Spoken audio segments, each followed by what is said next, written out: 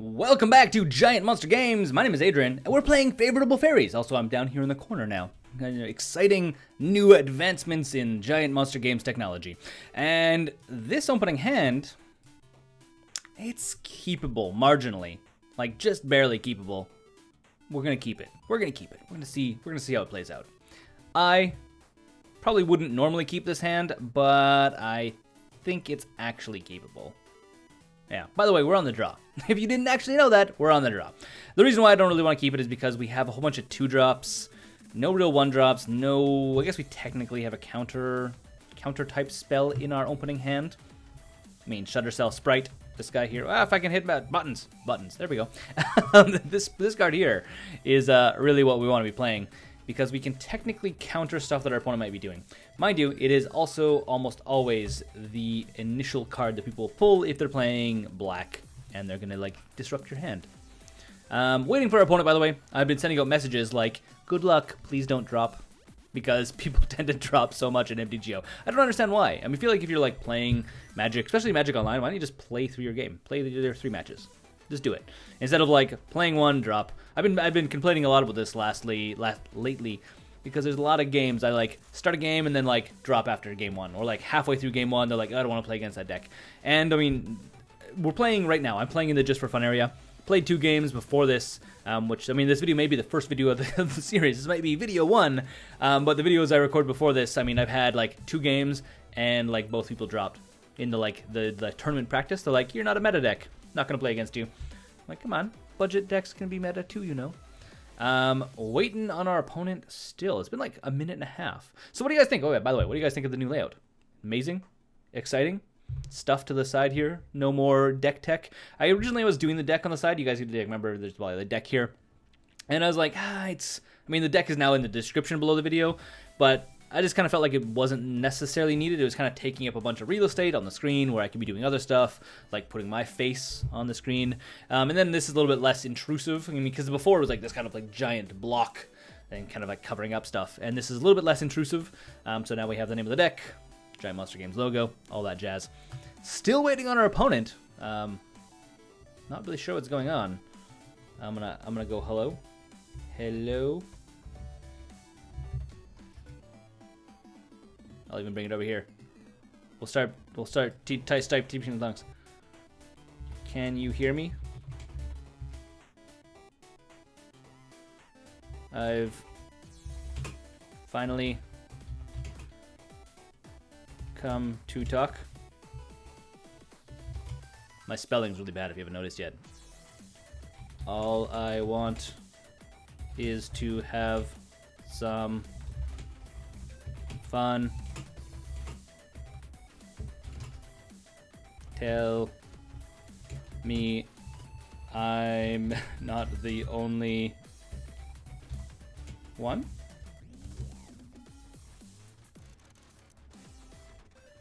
No?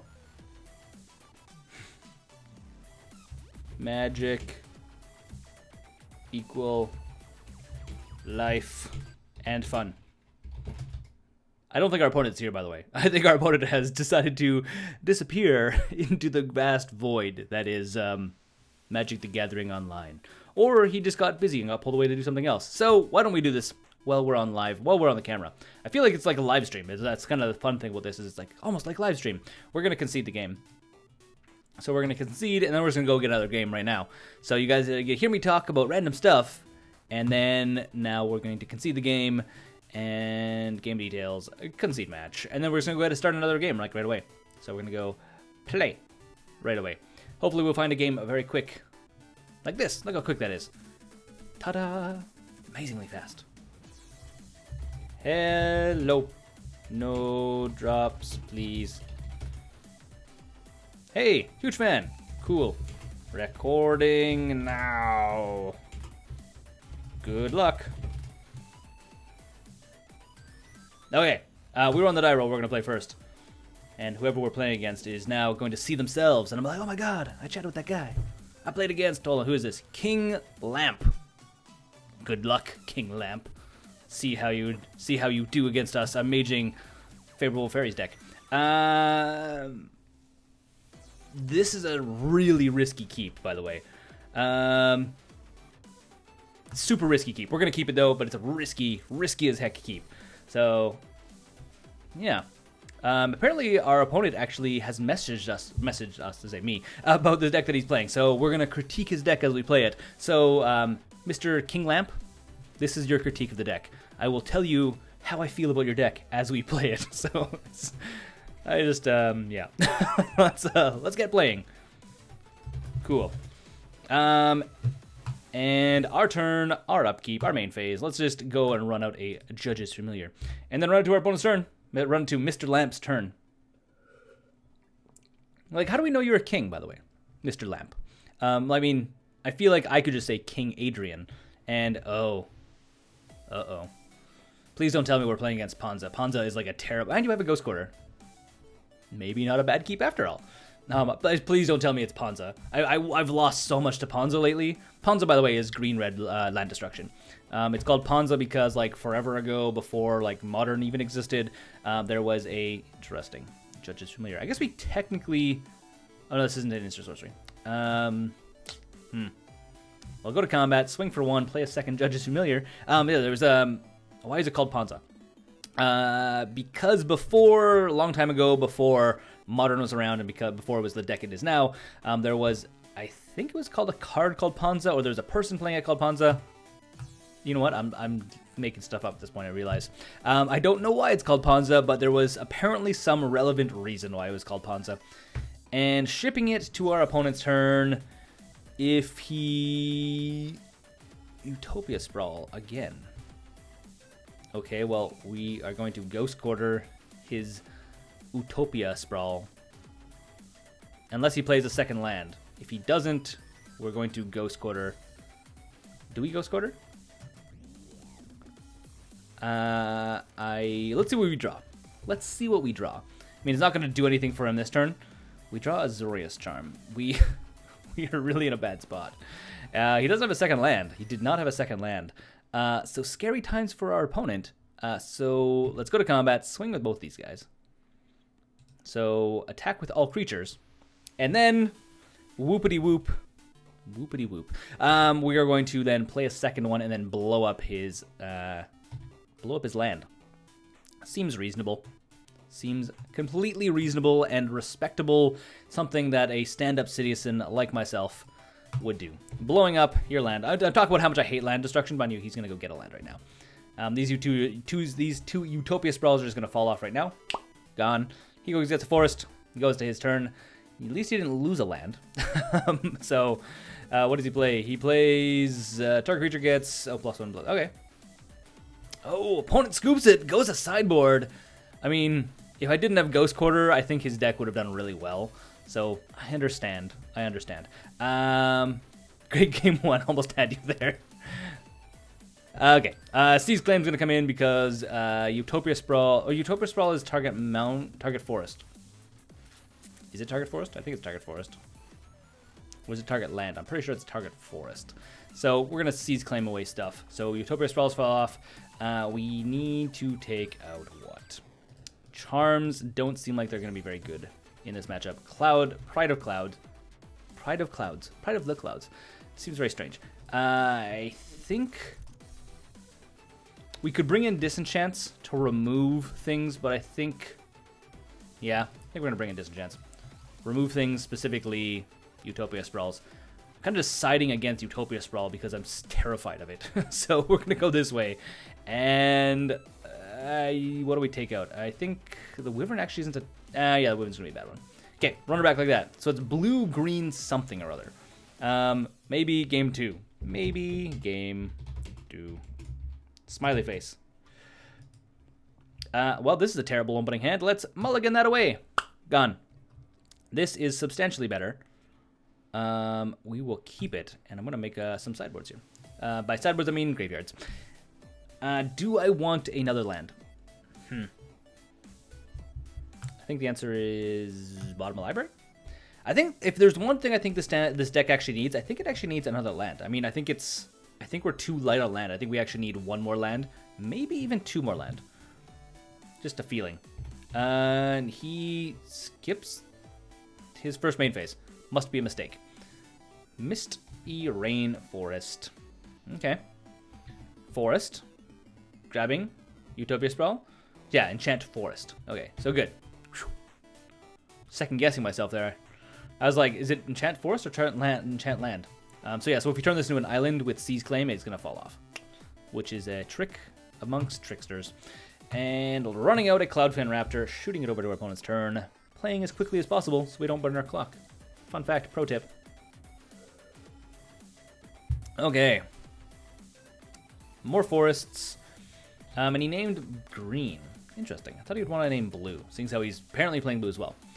So what do we got? I'm really scared to see what this deck actually does, because right now we have zero clue. All we know is it has Utopia Sprawls, and the decks that I see that play Utopia Sprawls are generally Ponza and other stuff that's trying to rush out stuff real fast. Ooh, double Utopia Sprawl. Interesting. Remember the time we had Negate in our opening hand? Graft. Okay, target creature with a 1/1 counter on it gains Shroud until end of turn. So it's going to be like a blue-green deck of some sort? Maybe like a blue-green Graft style deck? Possible. Very possible. Interesting. So, this is a terrible card in our hand right now. Normally, Quickling is really good because it can bounce certain things. It can bounce things that are going to get blown up. Not right now. Right now, it's kind of just hanging out. So we'll ship it over. Ship it over to our opponent's turn, see how things pan out. No, I don't need to play anything. So you can go. You can go. Let's see how this pans out for us. I mean, we won game one by blowing up a land. I feel really bad about it, to be quite honest. I hate having my lands blown up. I say this, but I play Eldrazi and Taxes, which is like, does a lot of land destruction stuff as well. So that's a thing. Opponent swings in for 3. We have no blocks. I'm not going to block with Cloudfin Raptor. Come on, we are an aggro deck. We should be the one doing the attacking. Unfortunately, right now, we're not going to do any attacking. Question. Do I play Quickling just so we can get some damage flying in? Unfortunately, I think the answer is yes. Unfortunately, the answer is yes. Just because we need to actually get some stuff. So, yeah, you're going to get a counter, which is, doesn't make any difference. Doesn't matter. Doesn't matter that you're going to get a counter. And then we're going to return the Cloudfin Raptor that just got a counter on it. Do you wish to return another creature? Yes, please. There we go. Because I don't really want to sacrifice this guy. It doesn't make any sense to sacrifice him. It's a sacrifice, right? It's sacrifice it unless you return a creature. And... oh, this guy could have technically triggered something. Ooh, Favorable Winds. That's exciting. It's very exciting. Do we run out Favorable Winds now? We could. Completely possible. If I do it now, we swing for 3. If I play Cloudfin Raptor, we swing for more next turn. I think actually Favorable Winds is better. Just we more efficient on our mana. So we can actually swing in for a little bit more. Because right now technically his clock is faster. But we can probably speed that up. Especially once we play Scion of Oona. It's gonna be way harder for our opponent to actually like keep us down once we get Scion of Oona, because it's gonna be doing 4/4 damage each turn, followed up by 1 damage from here. Hey, heroic! Whenever this creature is targeted by spell, put a 1/1 counter on it. Remove all the counters from it. For each 5 counters removed, take an extra turn. Okay.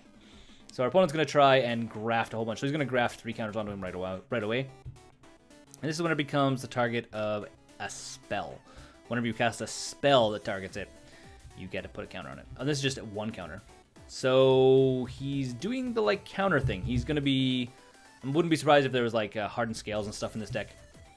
So swinging for 2. Our clock is now technically faster. No, his clock is still faster because he has 15 right now. Mind you, I know our clock is faster. 3 damage a turn. Rancor. Uh-oh.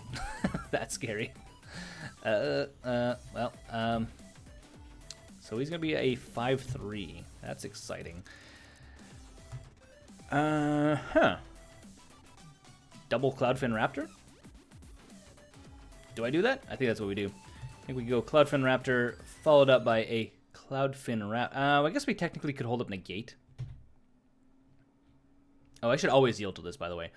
I'm not sure why I'm like letting it potentially resolve. Do I hold up Negate? I think we need to go on the attack plan. I think it's at this point where we either like go all in on attacks, otherwise things might get real bad for us real quick. So swinging for 3 this turn, swinging for more than 3 next turn. So attack all creatures. And then next turn we'll be swinging for 4, 5, 6, 7, 8, 9, 10. So swinging for 10 next turn, which seems fun, and it's all in the air. Flying over the battlefield. See if he has a response. See if he has. I'm assuming he does. I'm assuming he has some way of seriously beating down. 5, 6, 7. I mean, or a way of getting 5 more counters on him so we can get another turn. Might be viable. We have blockers as well. We could technically just jump block if we really needed to. Because our clock is way faster. And he should realize this at this point, that our clock is faster, having 5 damage a turn. Actually, no, his clock is technically faster if he's swinging in and we're not blocking. Does he go with everything? I'm assuming he does. We're not going to block. Ooh, just the one. Just the one creature coming in. Interesting. No blocks. Don't really want to block. Yeah. So what else is he playing? What else is he playing? Come on. There's got to be other things. Oh, he plays a second one. Oh, really? Really? I see what you did there. Okay, there's got to be a way of like multiplying the counters on these things by a whole bunch. Okay. So, I think we're going to go Scion? Hold on. Cancel that. Play Scion. This guy gets bigger. Cool. These guys also get bigger just from Scion. If we turn one of these into... Yeah, no, it's going to be this way. I was going to say, if we turn one of these into a fairy, does it make it better? Does it get better? I think the answer is no. So this guy comes in as a 2/2, by the way. So it triggers these guys. Because there's, what is it called? A status effect? There's a word. I'm forgetting it right now. Basically meaning that they're always going to be coming in as this, as +1/+1, not getting a +1/1 so once they actually enter the battlefield. So let's play the Judge's Familiar, and then we're going to go attack. We're just going to go attack for, what, 4, 5, 6, 7, 8. I think I did my math wrong last turn. I think I actually added, I thought these guys were fairies. I wish they were fairies. That'd be amazing. Evolving fairies? Crazy. So attack all creatures. My clock is faster, and I have chump blockers. So that's something for him to keep in mind. So he only has, what, 5, 6, 7, 8. 8 on his side of the table. That being said, he can technically have something to make these guys bigger. Become immense. Hey, Managorger Hydra. Managorger Hydra is fantastic. Probably one of my favorite cards. One of my favorite cards, like, hands down. If I'm ever going to build a deck and it's going to be Hydras, this guy is, like, #1 pick. He's amazing. If you guys don't know what it is, by the way, whenever a player casts a spell, so it's me or you, one of your opponent or whatever, you get to put a 1/1 counter on it. And as soon as you have, like, Hardened Scales or something to, like, multiply counters, all the counters. All the counters all the time. It's like a fire sale for counters. Okay, does our opponent swing in? I mean, I feel like that's his option. He, like, has to swing in. So, he has 1 card in hand. We need to chump block. Oh, he has Trample as well. Trample. 5. Yeah, I think we're going to double... Do I double block? Do I double block? I feel like if he didn't have me, he wouldn't have... Because he can cast Become Immense. Become Immense makes it bigger. Seems like the thing to cast or thing to have. I don't have mana up for it either. So I think we go like this. Just to see if he has a response. If he does, cool. If he doesn't, then we're going to swing in for lethal next turn. No response. Rancor goes to the graveyard, returning to our opponent's hand. Interesting. I mean, we still have lethal on board. GG, I wish I played my main build this... Aw. No worries, man. Thank you for playing, Mr. King. King Lamp. Those good games. GG, thanks for playing. This video will go up. Is for Friday. Spelling. It's not my strongest feature. Always yield to this. So let's let this stuff resolve, and I'll continue on talking to Mr. King Lamp down the road. So Managorger Hydra, gonna get some counters on it. I see what he's trying to do here. It just feels like it's like playing 1 turn slower right now. feel like Hardened Scales isn't necessary. I bet you could splash black and go for the Winding Constrictor as well, so you get extra counters from other things. Probably not a terrible idea. Okay, and I think he's gonna let us. He's gonna let us go for the attack. We're gonna actually go for the actual go for the kill. Ooh, Midnight Haunting, exciting. So we turn you into a blue fairy. Here you go. You can become a fairy. And then we go to attacks, swinging for a bunch in the air. Again, this deck is like really hard. If you have a lot of creature removal, then I mean you can deal with it. But if you don't, I mean, just racing your opponent down in the air is really scary. Turn 6 kill, by the way. So there we go. This has been Giant Monster Games playing Favorable Wings. My name is Adrian. Until next time, though, don't forget to game like a giant monster. Thanks for watching the videos here on Giant Monster Games. If you want to support the channel directly, we now have a Patreon page which you can go and become part of the broader Giant Monster Games community. Additionally, if you want to see some other awesome videos, you can click right here or right here.